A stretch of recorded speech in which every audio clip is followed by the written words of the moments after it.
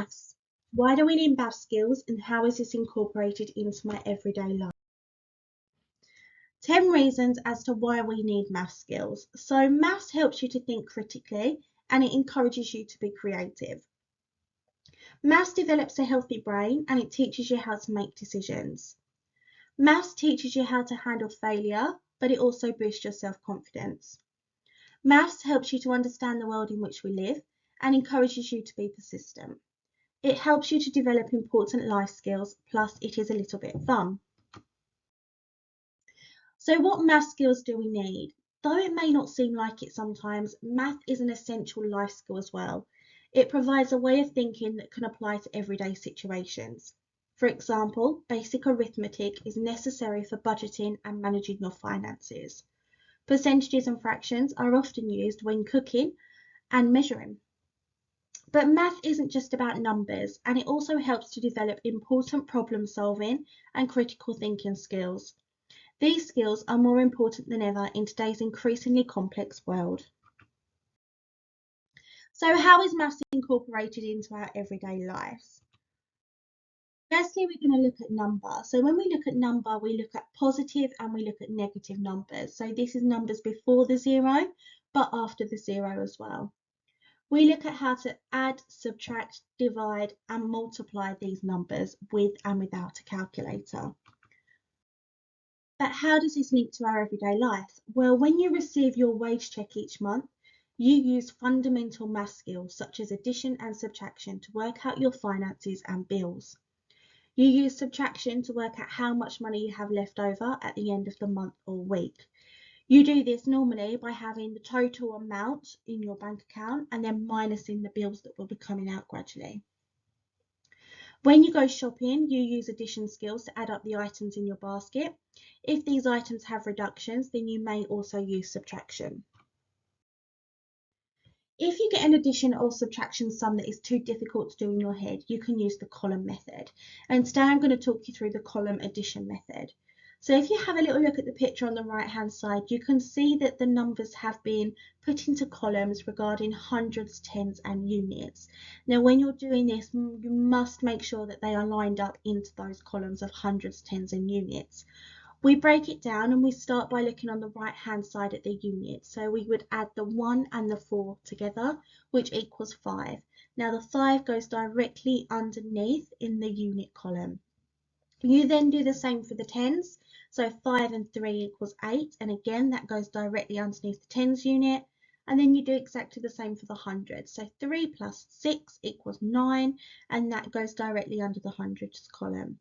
So you can see from using this method that 351 plus 634 equals 985. This is the same method and can be used for subtraction as well. So averages, there are 3 averages. You've got the mean, the median and the mode. So the mean is the normal average, and this is where we add all the numbers up or all the information up and you divide it by how many there are. The median is the middle average. Now before you work out the middle one, you must put your numbers or information in order and then you choose the middle one. And then the mode is the favourite average. So this is the most common or the most popular value that occurs. So how does this link into our everyday life? Well, we often use the range when we are driving to find the average speed between 2 distances. This is obtained by dividing the total distance covered by the total time it took to travel over the distance. Meteorologists use the average temperature of the air to predict how the weather will be in the coming days. This value is obtained by taking temperature measurements every hour over a day. So for example, 24 hours and dividing the temperature values by the number of hours.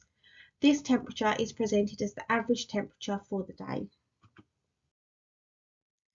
Decimals. Decimals are parts of whole things. They are like fractions, but we write them in a different way by using a decimal point. Decimals are used to show the numbers in between whole numbers. So for example, if we had 32.5, that is exactly halfway between the numbers 32 and 33. Fractions show parts of things. So for example, if you had 2 over 5, the bottom number, the 5, shows how many parts there are in total. and the top number of the two shows how many parts you were talking about. So I like to think of my fractions as pizzas. So my pizza has got 5 slices in total, but I've only eaten 2 of them. So I would have 3 slices left over. And finally, percentages. So percent means out of 100. A percentage sign is used to show a percent. For example, if you had 20%, this means that you've got 20 out of 100. 100% would represent the whole amount, but 20% represents the amount you have used. So how does this link into our everyday life? Well, decimals are often used in sports. So for example, the speed of a ball during a cricket game will be measured using a decimal point. For example, 160.5 kilometers an hour.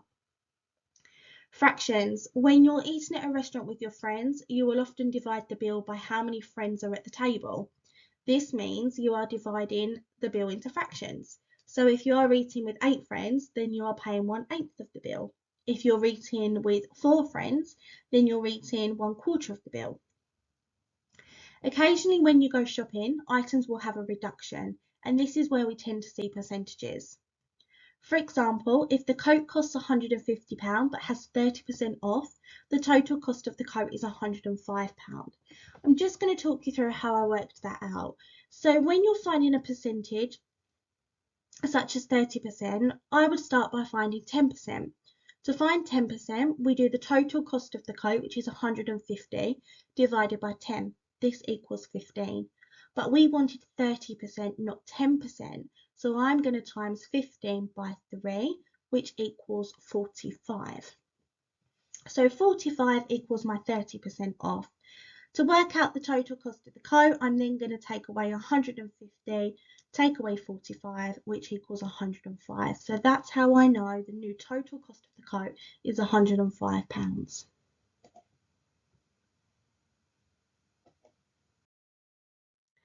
Area and perimeter. So area is used to work out the amount of space inside the shape. The perimeter is used to calculate the distance around the edge of the shape. Area and perimeter is used daily for construction and DIY to determine the amount of resources required for a job.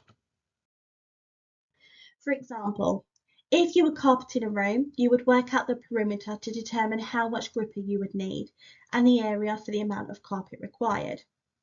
So to work out the area for my space on the picture, I've done 30 times 15, which equals 450. So I've times the length times the width. To work out the perimeter, you add up all the sides together. So I've added 30 plus 30 plus 15 plus 15. Now, because my shape is a rectangle, I know that the sides opposite will measure exactly the same. Map. Maps are followed to find a specific destination. Although nowadays we are lucky to have sat-navs, we may still need to learn map reading skills so that we can read coordinates and follow directions.